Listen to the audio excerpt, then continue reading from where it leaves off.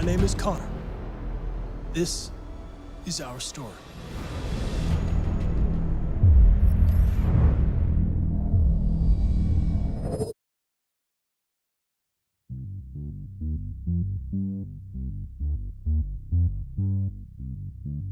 Hi, fans. I think the fact that you can play the game so many different ways and compare your experience to your friend's experience is puts the player in control of the directing and the acting and the writing, and I think that this is a new, not new, but unique. Yeah, it's like all the toys are in the toy box, and you just spill it onto the table, and then you play with them however you like. Yeah. Does that make sense? Okay, yeah. Take this one. Well, one of the big differences between filming a television show and filming for performance capture is that there is no set, there's no hair and makeup, no costumes, it's all in your imagination. So that's one of the biggest differences, and also because there's no set and because there's no costumes, you can also film many scenes in one day. So it's a lot of work. It's also, the big difference is because the player can make choices, triangle, circle, X, and square, each line of dialogue is done in succession. So you would say one line as Hank, and then I reply, and then there's a pause. And I reply a different way, there's a pause. I reply the third way, and then the fourth way, and then you speak again. So it's not in a film or a television or a play, you know, you take turns and it's more naturalistic, like how we would talk. But for the branching narrative of performance capture, we will do many options back to back, and you have to, we call it a cycle.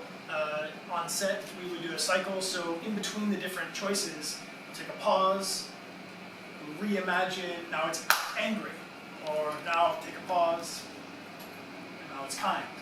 So we would shoot all of these back to back, which is very unusual for an actor. Working together was a lot of fun. Many times on set, because of the performance capture technology, if you're not wearing the suit, the Lycra suit with the motion capture dots, you're invisible on the set. So they can record one actor's performance with anyone reading the lines, and then when this actor is gone, film the other actor separate. So they can edit these two, can be filmed months apart, but they can put them together. So working with Amelia, we were lucky to be on stage at the same time. So we could actually, more like a play, respond and listen to each other instantaneously, instead of it being all very edited, cut together in post-production. Yes, David Cage told me on set when I did this. Here, I'm gonna rewind.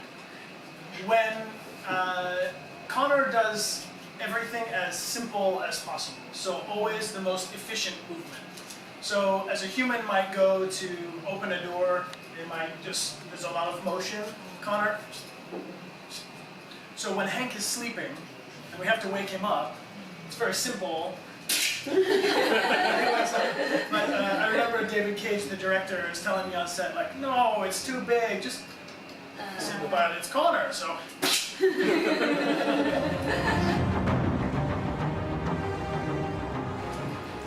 I auditioned for Detroit many times.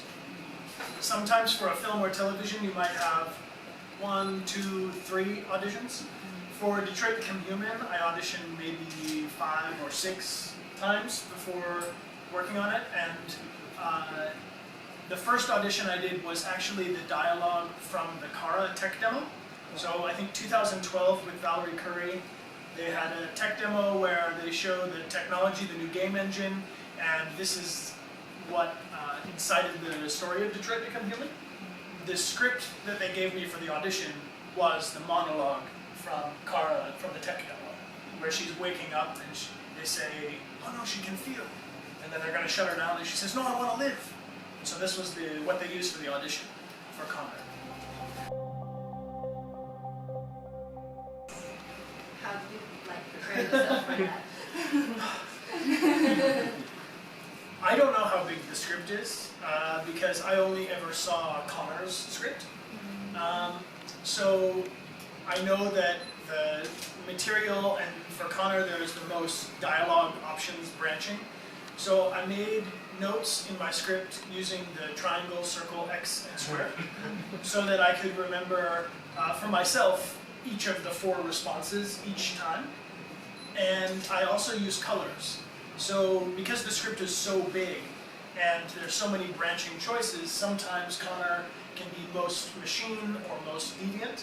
So I made a color wheel, like in Photoshop, there's a color wheel of with the color spectrum. I put this over the D&D grid of alignment, so chaotic, neutral, and so I put the grid over this and then marked my script, a very big script, green and red and blue and purple to correspond so that for myself we could film one scene and then I could go check to this big script and go, we're going red or we're going blue so that I could keep track of all of the options.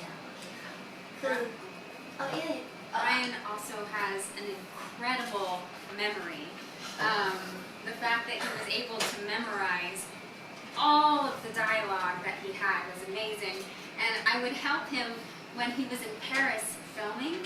I would be in Los Angeles and we would Skype call and I would be running lines with him in the morning and it would be nighttime for him the night before, but we were running lines over Skype. He's my coach.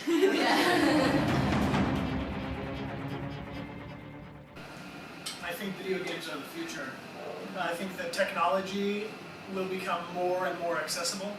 So they can do performance capture not just in big movies, but also on television, and more commonly accessible for independent developers and students. I also think that the technology that we use for Detroit Become Human, the student developers and indie developers will see Detroit and make evolutions in the technology even faster so that it's less less processing time. It's going to be more immediate. I've seen now technology where the actor can be on stage in real time, transferred to their digital character, almost like puppeteering. Yeah. So I think that as the technology gets more and more accessible, we're going to see it more and more, giving the player more choice over the story and the behavior of the characters.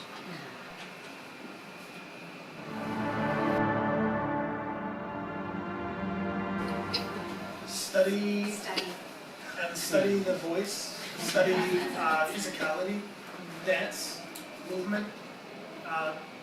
In film and television, you know what the frame is. So you can do whatever is in the shot. With performance capture, everything is filmed from 360. So like in a play, we can look at someone's eyes, we can see someone's feet, we can see the behavior in their hands, we can see them from behind if they turn around. So this is the case for performance capture, is that you have to be alive in your whole body all the time for every shot. You can't be, as in film and TV, you know, it's just here, and then whatever's happening out of the frame can just be ignored. It's your whole body, much more like theater than film and television. I was just going to say that it's very physical, different from film and TV, where it's much more constricted. Being on a performance capture stage is much more physical. You're using your whole body for everything. So pretty much